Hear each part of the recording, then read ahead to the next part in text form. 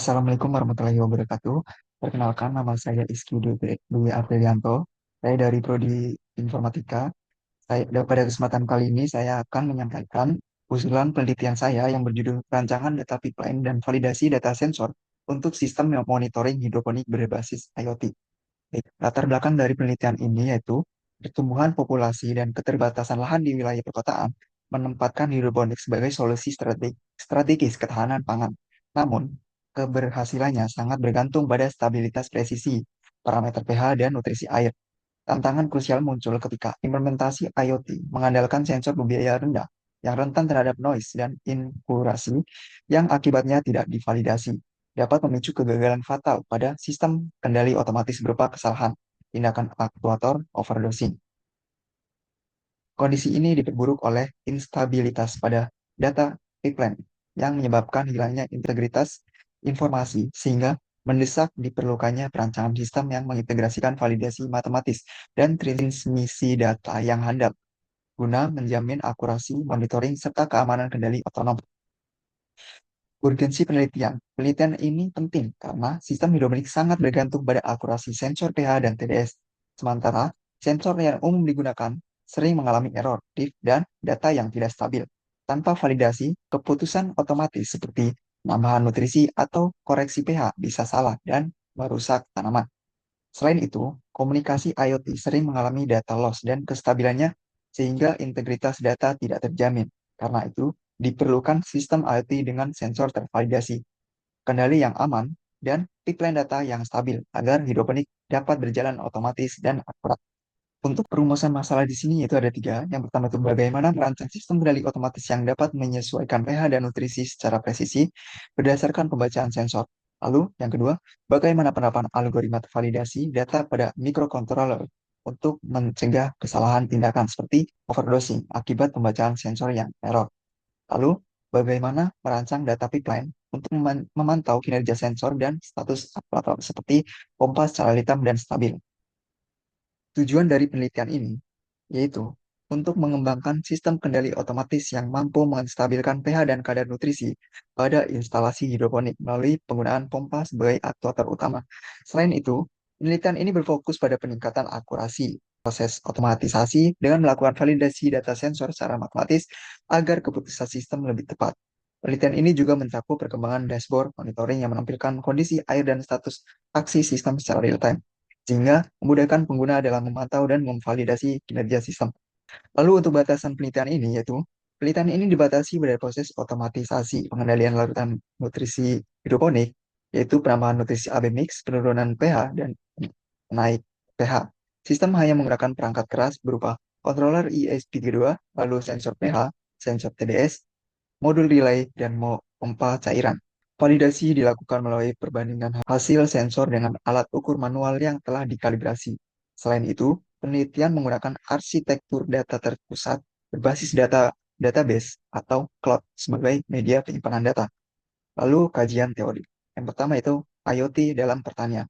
IoT menghubungkan sensor dan perangkat ke internet untuk memantau kondisi tanaman secara otomatis pada sistem hidroponik. Lalu, IoT menggantikan pengecekan manual dengan data real-time seperti pH, TDS, dan suhu air. Lalu yang kedua yaitu sistem IoT dan data pipeline. Arsitektur IoT terdiri dari sensor layer, yaitu sensor pH, TDS, suhu. Lalu ada network layer. Ada ESP32 yang mengirim data ke via Wi-Fi.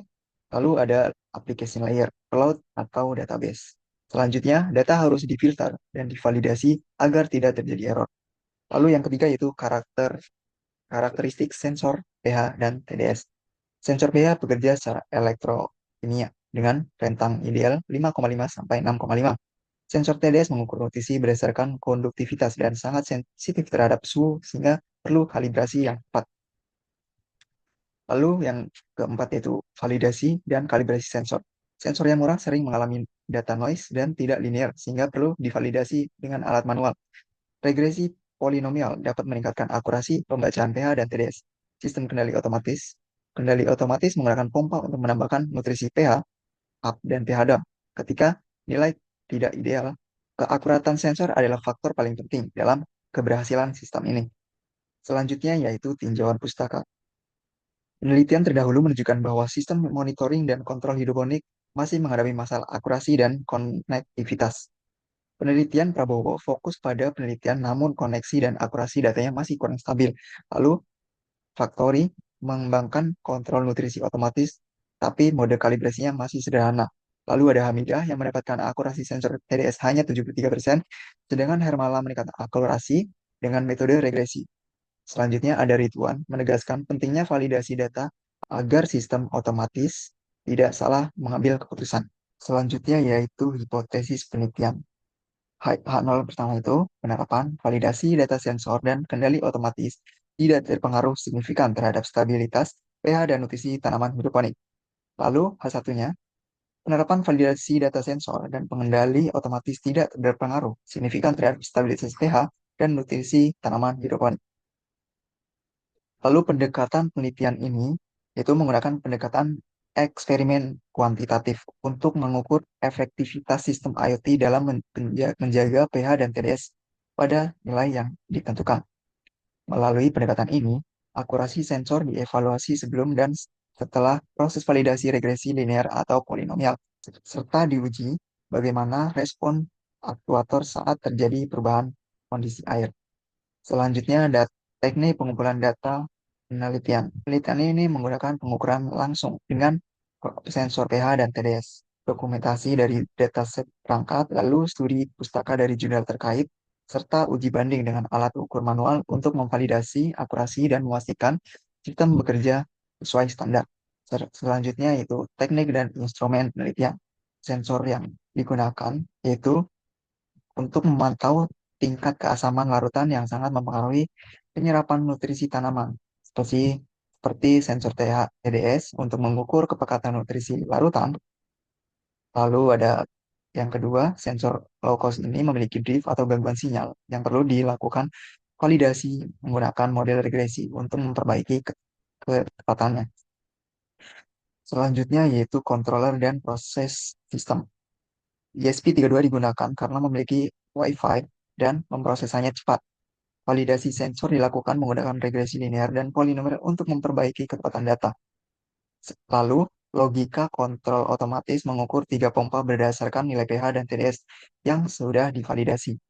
Semua data dan aktivitas kontrol dicatat dan dikirim ke server melalui MQTT. Lalu output. Relay menghubungkan mikrokontroller dengan pompa cairan. Pompa nutrisi aktif saat TDS rendah, lalu pompa pH naik aktif saat pH terlalu rendah, dan pompa pH turun bekerja saat pH terlalu tinggi. Semua keputusan dilakukan secara otomatis setelah data sensor melewati validasi regresi. Selanjutnya yaitu prosedur penelitian. Desain sistem. Pada tahap ini dirancang hubungan seluruh komponen mulai dari sensor pH, TDSU, ESP32, delay, dan pompa. Lalu data ditentukan dari sensor yang dibaca oleh ESP32 yang dikirimkan melalui MQTT, lalu MQTT meneruskan ke database. Struktur database juga disiapkan untuk menyimpan data sensor, log control, serta status sistem. Tahap ini memastikan perangkat keras jaringan dan penyimpanan bekerja terintegrasi. Lalu yang kedua ada logika kendali. Tahap ini mengatur bagaimana sistem mengambil keputusan otomatis berdasarkan set point pH dan TDS, ditentukan batas atas dan batas bawah, sehingga kondisi pompa aktif serta histeresis agar pompa tidak hidup mati terus. Semua keputusan menggunakan data hasil validasi dan setiap aktivitas pompa dicatat ke dalam database sebagai log control. Selanjutnya itu validasi sensor. Sensor pH dan TDS diuji dan dengan membandingkan terhadap alat ukur manual yang sudah dikalibrasi. Hasil perbandingan dijadikan dataset untuk sebagai model regresi untuk meningkatkan akurasi dan pembacaan. Persamaan hasil regresi kemudian diterapkan pada ESP32 agar data sensor lebih presisi sebelum dipakai data kontrol otomatis. Lalu, evaluasi sistem. Sistem diuji dalam beberapa kondisi air dan melihat akurasi sensor, ketepatan kontrol otomatis, dan respon pompa. Stabilitas pengiriman data melalui MQTT serta konsistensi penyimpanan log pada database juga diuji. Evaluasi ini memastikan sistem dapat bekerja stabil dalam kondisi nyata. Selanjutnya itu analisis hasil. Seluruh data diuji menggunakan perhitungan error seperti MI dan MSE untuk melihat akurasi sensor sebelum dan sesudah validasi sensor. Kinerja kontrol otomatis juga divalidasi dari kecepatan respon, dan kestabilan sistem.